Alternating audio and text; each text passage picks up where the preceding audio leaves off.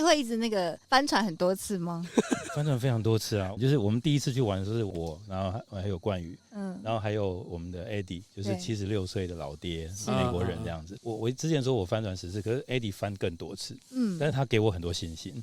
那个信心不是说连76岁的老爹翻船都起来，并不是这样子哦。是翻完之后，我想到他会不会很沮丧，然后就上岸就跟我们讲说，那个他掉进水里的时候，往抬头一看，发觉那水面是蓝色的，好美哦。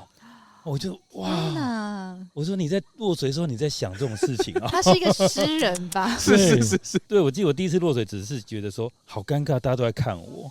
可是他没有，他就专注在自己身上，在水身上，说上来完全没有那种说哇我要怎么样，就没有什么胜败。